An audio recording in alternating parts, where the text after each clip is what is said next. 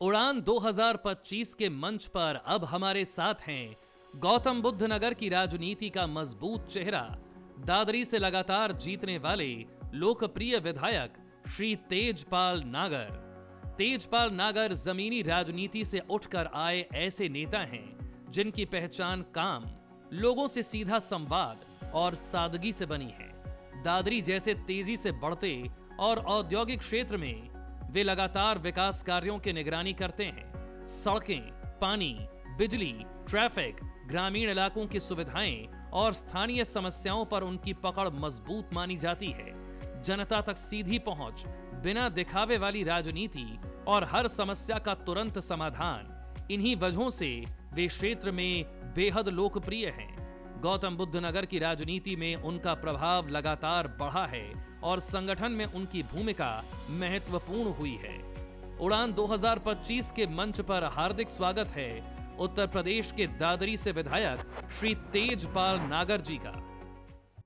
लेकिन मेरे समय में सही काम किसी अधिकारी ने रोका नहीं और गलत काम की मैं सिफारिश नहीं करता, और किसी अधिकारी की हिम्मत नहीं कि जो सही काम है उसे ना करे। वहां पर 50 बीघी जमीन मैंने दिलवाई है, जिसमें ग्रेटर नोएडा के लोग भी, सिकंदराबाद तरफ मेरा छायसा गांव है उधर के लोग भी, एनटीपीसी की साइज में 84 वहां के लोग भी, और लाल कुआं की तरफ गाजियाबाद तरफ लाल कुआं वहां के लोग भी आसानी से उसमें पहुंच सके। और तमाम अधिकारी पूरी तरह से भ्रष्टाचार में लिप्त हैं। तमाम अधिकारी, क्या उनके बयान से सुनिए माननीय नंद किशोर की बात तो माननीय नंद किशोर से करना। और प्रशासनिक अधिकारी जो भ्रष्टाचार में लिप्त थे, जिनका जिक्र अभी हुआ, आप भी कर रहे हैं, तो उन पर तत्काल कार्रवाई हुई? देखिए, अगर कोई भ्रष्टाचार में लिप्त है और माननीय मुख्यमंत्री जी के संज्ञान में आती है तो उस पर तुरंत कार्रवाई होती है। 2020-21 के पास जो कंपनी आएंगी, पहली कंपनी की बात नहीं कर रहा, पुरानी इनकी, जब से नियम बना है उसमें 40% बच्चे यहाँ स्थानीय युवा और युवती लिए जाएंगे। बहुत शुक्रिया विधायक जी। शुरुआत मैं आपकी अभी लखनऊ की ओर हालिया रुख का करूंगा। बीते रोज आपकी लखनऊ में योगी आदित्यनाथ जी से मुलाकात हुई। आपकी विधानसभा दादरी से जुड़े तमाम जनहित के मुद्दों पर आपने बात करी। दादरी को लेकर क्या कुछ विकास योजनाएं मुख्यमंत्री जी की ओर से सहमत? धन्यवाद आपका। देखिए, अभी मेरी माननीय मुख्यमंत्री जी से लखनऊ में गया, मुलाकात हुई। दादरी विधानसभा में मैं विकास की राजनीति करता हूं और मैं शिक्षक से विधायक बना हूं। मैंने मुख्यमंत्री से बहुत सारी समस्याओं के बारे में, क्षेत्र के बारे में बात की, और मेरे क्षेत्र में, मेरा क्षेत्र एक ऐसा क्षेत्र है दादरी का कि 403 विधायकों में मेरे क्षेत्र में देहात भी बहुत है, क्योंकि जनपद गौतम बुद्ध नगर में 3 ब्लॉक हैं, 2 ब्लॉक मेरी दादरी विधानसभा में, दादरी और बिसरक। देहात भी है मेरे क्षेत्र में। कच्ची कॉलोनी बहुत है। मैं समझता हूं 403 एमएलए में से इतनी कच्ची कॉलोनी किसी की नहीं है। और मेरे क्षेत्र में सोसाइटी भी है, मेरे क्षेत्र में सेक्टर्स भी हैं। हर एक की अलग अलग समस्या है। मैंने माननीय मुख्यमंत्री जी सबकी समस्याओं के बारे में बात करी, और मैंने माननीय मुख्यमंत्री जी से कहा पिछले कार्यकाल में, और डॉक्टर दिनेश शर्मा जो मुख्यमंत्री जी जो माध्यमिक शिक्षा और शिक्षा के मंत्री थे, मैंने उनसे भी कहा, मैं पिछले कार्यकाल में प्रिंसिपल भी रहा और विधायक भी रहा, तो मैंने, क्योंकि मेरी चिंता है, इंडस्ट्री हब बन रहा है मेरे यहां, एजुकेशन हब बन रहा है मेरे यहां, डीएमआईसी, ये सारी चीजें बन रही हैं। तो मैंने माननीय मुख्यमंत्री जी से कहा, सबसे पहले मैंने कहा, महाराज जी, जनपद गौतम बुद्ध नगर में एक दिन ऐसा आएगा कि जनपद गौतम बुद्ध नगर के बच्चे शिक्षा और स्वास्थ्य से वंचित हो जाएंगे। इस समस्या का समाधान होना चाहिए। ये क्यों हो जाएंगे, मैं आपको बता रहा हूं। मेरे क्षेत्र में जो किसानों की जमीन गई है, किसानों को मुआवजा मिला, चाहे नोएडा हो, चाहे ग्रेटर नोएडा हो, चाहे यमुना अथॉरिटी हो, वहां पर किसानों का, क्योंकि 1976 में नोएडा की स्थापना हुई, 1991 में ग्रेटर नोएडा की स्थापना हुई, तो जो बहुत पहले मुआवजा मिला था उसमें से 90% लोग तो हो गए बेकार और 10% लोगों ने तरक्की करी।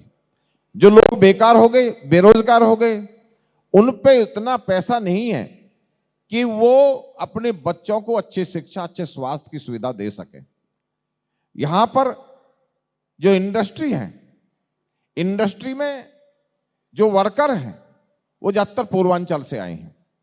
वो ऐसा तो है नहीं कि सुबह आएंगे पूर्वांचल से, इंडस्ट्री में काम करेंगे, शाम को अपने घर पहुंच जाएंगे, वो यहीं रहेंगे। वो भी यहाँ के नागरिक हैं।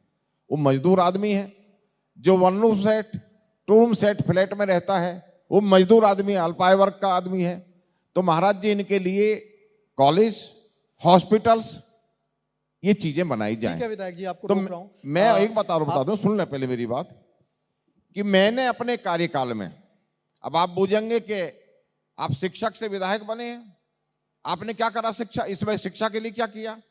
मैंने अपनी विधानसभा में एक तो डिग्री कॉलेज जो मेरी विधानसभा में बन रहा, उसकी मुख्यमंत्री से घोषणा कराई, उसका टेंडर हो गया, उस पर किसी दिन कार्य शुरू होने वाला है।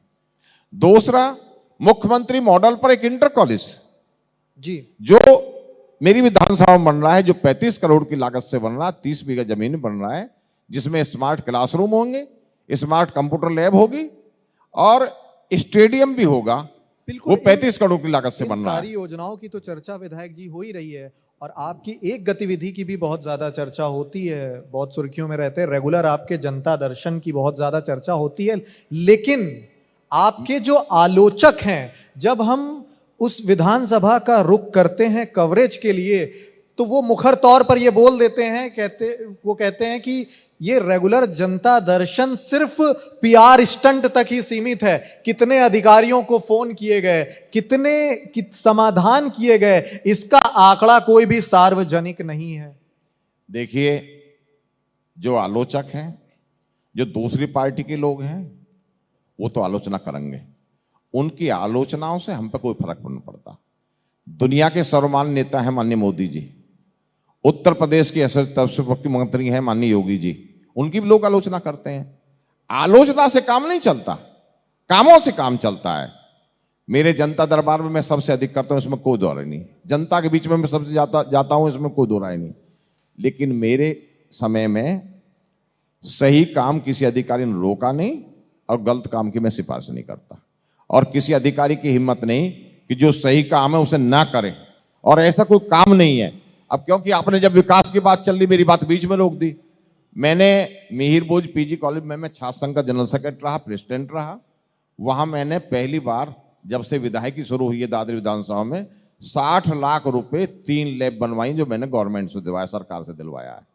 मिहिर बोझ इंटर कॉलेज दादरी में, जहां मैं टीचर भी रहा और जहां मैं पढ़ा भी, वह 75 लाख रुपए मैंने दिलवाए हैं। और मिहिर बोझ इंटर कॉलेज का मैं नक्शा बदलवा रहा हूं। वहां सारे कमरे, जो पुराने कमरे जो नीचे हो गए थे और उनका लेंटर गिरने लगा था, वहां पर मैं नई बिल्डिंग बनवा रहा हूं, थोड़ा ऊंचे करके बना रहा हूं, और वहां ऐसे रूम बनवा रहा हूं, क्योंकि मैं वैद्यपुरम प्रिंसिपल रहा इंटर कॉलेज में। तो मैंने, जब हम पढ़ते थे उस टाइम एक सेक्शन में 40 या 45 बच्चे रहते थे, आज एक एक सेक्शन में 100 120 बच्चे हैं। तो ऐसे रूम बनवा रहा हूं जिसमें ये आ सके। मानक तो कम का है, लेकिन मैं मानक से अलग बनवा रहा हूं, मानक से ऊपर बनवा रहा हूं, और जिसमें बच्चे अधिक आ सकें, सबको शिक्षा मिल सके। और उसमें एक, जहां टीचर ब्लैक बोर्ड पर लिखता है, वहां पर मैंने एक स्टेज बनवाई है ऊंची, ताकि क्लास में जो पिछली लाइन में बच्चा बैठा है उसको नीचे ब्लैक बोर्ड पर टीचर ने क्या लिखा ये दिख सके। एक मैंने पब्लिक लाइब्रेरी बनवाई है जो अलग से चल रही, जिसमें 120 बच्चे पढ़ रहे हैं, जिसके बहुत अच्छे रिजल्ट हैं। एक मैं ITI बनवा रहा हूं, आधुनिक ITI, ये मैं शिक्षा जगत में काम कर रहा हूं। एक राजकीय इंटर कॉलेज मैंने दादरी में, एक जुलाई से शुरू हो गया, राजकीय इंटर कॉलेज बनवाया है। इस तरह से 6-7 काम, 7 काम के करीब मैंने शिक्षा जगत में कराए हैं। ठीक है विधायक जी, इन सारी विकास योजनाओं की चर्चा बहुत ज्यादा होती रहती है, और चूंकि एक बात और सुन लो। क्योंकि मैंने अभी बताया कि दादरी विधानसभा में गरीब लोग रहते हैं, वो लोग भी रहते हैं जो किसान हैं, वो लोग भी रहते हैं जो भूमिहीन गांव के लोग रहने वाले, जिन पर जमीन नहीं है, कोई आय का साधन नहीं है, और जो इंडस्ट्री में वर्क कर रहे हैं वो भी रहते हैं, कच्ची कॉलोनी के लोग भी रहते हैं। दादरी में एक हॉस्पिटल कमी थी, मैंने 100 बेड की हॉस्पिटल जो लगभग 75 करोड़ की लागत से बन रही है, उसकी मुख्यमंत्री से घोषणा करा दी है। उसका काम ऐसी जगह हॉस्पिटल बन रही है जो जीटी रोड था पहले, उस पे बीच में डिवाइडर है, 3 लाइन दूसरी साइड में, 3 लाइन इधर है, सर्विस रोड है, वहां पर 50 बीघी जमीन मैंने दिलवाई है, जिसमें ग्रेटर नोएडा के लोग भी, सिकंदराबाद तरफ मेरा छायसा गांव है उधर के लोग भी, एनटीपीसी की साइज में साटा 84 वहां के लोग भी, और लाल कुआं की तरफ गाजियाबाद तरफ लाल कुआं वहां के लोग भी आसानी से उसमें पहुंच सकें और हर केस दिल्ली के लिए रेफर न किया जाए, ऐसी हॉस्पिटल बना रहा हूं। एक 50 बेड की और हॉस्पिटल मैंने स्वीकृत कराई है जो लगभग 30-35 करोड़ की लागत से बनेगी। 2 हॉस्पिटल्स कराई है। बिसरक की हॉस्पिटल जो प्राथमिक स्वास्थ्य केंद्र थी उसको सामुदायिक में बनवाया है और एक और प्राथमिक स्वास्थ्य केंद्र बनवाया है। ठीक है, इन सारी योजनाओं के बखान के लिए आपके मुखपत्र में हम लोग पढ़ते रहते हैं। कुछ आलोचनाओं से जुड़े सवाल भी हैं। प्रशासनिक अधिकारियों का जिक्र हुआ, अभी आपके समन्वय की बात हुई। तमाम आपके सहयोगी विधायक आनंद किशोर गुर्जर जी भी हमारे साथ मौजूद हैं। अभी उन्होंने एक तथ्य का जिक्र किया कि उत्तर प्रदेश में अधिकारियों और योगी आदित्यनाथ की सरकार के बीच समन्वय बेहतर तरीके से स्थापित नहीं है और वो सीधे तौर पर बोलते हैं कि उत्तर प्रदेश के तमाम अधिकारी पूरी तरह से भ्रष्टाचार में लिप्त हैं। तमाम अधिकारी, क्या उनके बयान से सुनिए, माननीय नंदकिशोर की बात तो माननीय नंदकिशोर से करना। मैं एक बात बताता हूं आपको, जहां तक पुलिस की बात है, मैं किसी की तारीफ नहीं कर रहा, लेकिन गौतम बुद्ध नगर में आप मीडिया वाले हैं, नागरिक भी रहते हैं, यहां पर पुलिस कमिश्नर लक्ष्मी मैडम ने जो कार्य किया है, जो एक गैंग बन गया था अधिकारियों का, राजनेताओं का, पत्रकारों का, उसको तोड़ने का काम जो लोग सोचते भी नहीं थे, वो काम यहां की पुलिस ने किया है। और अगर कोई घटना घटती है, पहले तो घटती नहीं है, अब जब से अतीक अहमद, विकास दुबे, ये जो इस तरह के लोग थे, इनके खिलाफ योगी सरकार ने जो कार्रवाई की है, जो इनके गलत काम थे, जो गुंडागर्दी के काम थे, जो बदमाशी के काम थे, जब से ऐसे गैंगों पे प्रभावी कार्रवाई हुई है, पहले तो किसी व्यक्ति की हिम्मत नहीं होती कि ऐसे काम करे जाएं। और अगर कोई काम हुआ है अचानक, तो उस पर ऐसी प्रभावी कार्रवाई पुलिस ने करी है। मैं नहीं समझता कि इस तरह की कोई बात है। मुझे तो लगता है कि पुलिस का अच्छा कार्य कर रही है और पुलिस ने, गौतम बुद्ध नगर उसका उदाहरण है पुलिस का। और आप भी सब मीडिया वाले हैं, आप भी सब जानते हैं, मैं बहुत सारी बातें मैं नहीं कहना चाहता, लेकिन एक एक गौतम बुद्ध नगर की जनता को, एक एक नागरिक को मालूम है कि पुलिस का कितना उत्तम काम है।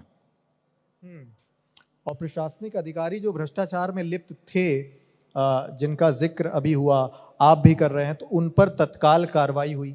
देखिए, अगर कोई भ्रष्टाचार में लिप्त है और माननीय मुख्यमंत्री जी के संज्ञान में आती है तो उस पर तुरंत कार्रवाई होती है। ठीक है। और दादरी क्षेत्र को लेकर आगामी आपकी कितनी योजनाएं हैं, क्या क्या प्रयोजन हैं? योगी आदित्यनाथ सरकार की ओर से आप क्या क्या अभी देखिए, मैंने एक तो माननीय मुख्यमंत्री जी से इन अथॉरिटी के लिए एक नियम बनवाया है ताकि बेरोजगारी दूर हो। मैंने ये नियम बनवाया है कि अथॉरिटी ग्रेटर नोएडा और यमुना जब कोई जमीन एक्वायर करके किसी कंपनी को देगी तो उस कंपनी पे मैंडेटरी आवश्यक रूप से 40% बच्चे, युवा युवती स्थानीय लगेंगे। ये 2020-21 में नियम बना है। 2020-21 के पास जो कंपनी आएंगी, पहली कंपनी की बात नहीं कर रहा, पुरानी इनकी, जब से नियम बना है उसमें 40% बच्चे यहाँ स्थानीय युवा और युवती लिए जाएंगे।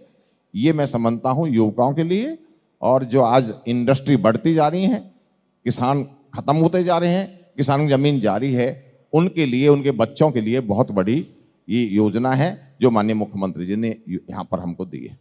ठीक है, चूंकि समय सीमा निर्धारित है, अंतिम सवाल आपसे, एसआईआर को लेकर जब से एसआईआर की प्रक्रिया शुरुआत हुई, तमाम बीएलओ के, अगर 7 राज्यों का आंकड़ा देखा जाए तो अब तक 30 से ज़्यादा बीएलओ के सुसाइड की खबरें हैं। उत्तर प्रदेश में भी एक बड़ा आंकड़ा है। क्या कुछ प्रशासनिक अव्यवस्था भी हो रही है एसआईआर प्रक्रिया के दौरान? देखिए, एसआईआर प्रतिक्रिया का, एसआईआर जो क्रिया हुई है, एसआईआर की जो योजना आई है चुनाव आयोग की, इसका मोस्टली लोग इसका स्वागत कर रहे हैं। ये बहुत अच्छी योजना है। इसमें कुछ विपक्षी लोग गलतफहमी पैदा कर रहे हैं। मुझे ये बताइए, जो बाहर के घुसपैठी यहां गए, अवैध रूप से यहां रह रहे हैं, अगर उनकी वोट काट दी जाए, उनकी वोट न बनाई जाए, तुम 2003 में कहां थे, तुम्हारी वोट कहां थी, तो क्या दिक्कत है इसमें? और यहां पर गौतम बुद्ध नगर में, क्योंकि चुनाव आयुक्त हैं ज्ञानेश जी, उनकी बेटी यहां डीएम है, ये दोहरी जिम्मेदारी है उन पे, अपने डीएम की भी जिम्मेदारी है और एसआईआर की भी जिम्मेदारी है। मैं समझता हूं गौतम बुद्ध नगर में एसआईआर में सबसे अच्छा काम चल रहा है और कोई शिकायत नहीं है। अगर किसी बीएलओ ने ठीक काम नहीं करा, उनके खिलाफ एफआईआर हुई है और उसके बाद एफआईआर होने के बाद वो सही सब काम कर रहे हैं। इससे सोसाइटी के लोग, सेक्टर के लोग, कच्ची कॉलोनी के लोग और देहात के लोग इससे बहुत खुश हैं और ये बहुत अच्छी योजना, मैं इसका स्वागत करता हूं। बहुत धन्यवाद विधायक जी, आपने तमाम सवाल गौतम जी कुछ पूछना चाह रहे हैं। हेलो जी, नमस्कार विधायक तो पूछना जी। चाह रहा है। एक छोटी सी, ये सवाल नहीं है, ये जिज्ञासा है जो बिल्कुल आपसे ही पूछना चाह रहे थे जी। चूंकि आप शिक्षक से नेता बने हैं और पूरे इंडिया में लगभग 1000 से ज़्यादा यूनिवर्सिटी काम कर रहा है, जिसमें से 600 यूनिवर्सिटी गवर्नमेंट ने बनाया है और लगभग 500 यूनिवर्सिटी अदर लोगों ने बनाया है, जैसे प्राइवेट कॉलेज वगैरह खुलते हैं। लेकिन उसमें राजा मिहिर भोज के नाम से एक भी विश्वविद्यालय नहीं है। कई सारे कॉलेज हैं, आप भी उसी कॉलेज में थे जिनका नाम अभी आपने जिक्र किया। हम ये आपसे जानना चाहते हैं कि यहाँ के लोग कब तक आपके नेतृत्व में या आपके सौजन्य से या आपके सहयोग से राजा मिहिर भोज विश्वविद्यालय के रूप में नोएडा को या दादरी को देखेंगे? ये मेरी अपेक्षा है आपसे, प्लीज। देखिए, प्रश्न तो बहुत अच्छा पूछा है और एक बार जब हम माननीय मुख्यमंत्री जी के साथ गए, मैं कुछ लोगों को दादरी के इनको लेगा, तो मुख्यमंत्री जी ने कहा था कि गुजरों का इतिहास बताया और कहा था मिहिर भोज यूनिवर्सिटी मांगो, मैं मिहिर भोज यूनिवर्सिटी दूंगा। उन परिस्थितियों पर मैं जिक्र नहीं करना चाहता और ये हमारे एजेंडे में है। एक दिन हम मिहिर भोज यूनिवर्सिटी यहां पर बनवा करके रहेंगे। माननीय विधायक जी, एक बहुत छोटा सवाल है मेरा। मैं नवीन दुबे, राजनीतिक विश्लेषक हूं। प्रश्न ये है कि आप दादरी विधानसभा को रिप्रेजेंट करते हो और सौभाग्य की बात है हमारे लिए कि तीनों विधायक एक ही दल से हैं, जेवर के भी और नोएडा के भी। आपकी विधानसभा में नोएडा एक्सटेंशन आता है। नोएडा एक्सटेंशन एक ऐसा क्षेत्र है जहां लगभग मेरे अंदाज से 4 से 5 लाख लोग रहते हैं फ्लैट्स में। नोएडा प्राधिकरण और ग्रेटर नोएडा प्राधिकरण के अंदर कहीं कोई पब्लिक रिप्रेजेंटेशन सिस्टम नहीं है। इवन कि आप हमारे जनप्रतिनिधि हैं दादरी से, लेकिन वहां के बोर्ड में, ग्रेटर नोएडा प्राधिकरण के बोर्ड में आपका भी दखल नहीं है। कमोबेश यही स्थिति नोएडा के अंदर है। मेरी ये डिमांड है आपसे कि आगामी विधानसभा सत्र में क्या आप लोग ये विषय माननीय मुख्यमंत्री जी के समक्ष या सदन में उठाएंगे कि भाई इतनी बड़ी जनपद नोएडा की विधानसभा 10 लाख से ऊपर की आबादी है, म्यूनिसिपल कॉर्पोरेशन नहीं है, प्राधिकरण में दखल नहीं है और सुप्रीम कोर्ट तमगा देता है नोएडा प्राधिकरण को कि आप आकंठ भ्रष्टाचार में लिप्त हैं, बावजूद इसके कोई भ्रष्टाचारी जेल नहीं जा रहा है। तो इस प्रणाली को कैसे बदलेंगे? आप हमारे प्रतिनिधि हैं, ये विषय मैं आपसे निवेदन करूंगा कि आप सदन में जरूर उठाएं। माननीय मुख्यमंत्री जी के संज्ञान में लाना एक अलग विषय है, सदन में ये विषय उठना चाहिए ताकि विधानसभा के रिकॉर्ड पर आए। Thank you. देखिए, आपने बहुत अच्छा प्रश्न पूछा। हमने मुख्यमंत्री जी के संज्ञान में ला दिया है। मैं, माननीय धीरेन्द्र विधायक जी, हम दोनों गए, हमने इसके लाभ बताए। मुख्यमंत्री हमारी बात से सहमत थे। मुझे उम्मीद है कि इसका जल्दी ही कोई समाधान निकलेगा और इसमें ये बात सही है कि कुछ, मैं नाम तो नहीं लूंगा, कुछ लोगों ने अड़चन डाली, चाहे वो अधिकारी थे चाहे कोई नेता थे, लेकिन मुख्यमंत्री जी खुद सहमत हैं इस बात से। मैं समझता हूं इसका समाधान निकलेगा। ठीक है, बहुत तो अभी शुक्रिया आपने विधायक सुना जी। श्री तेजपाल नागर जी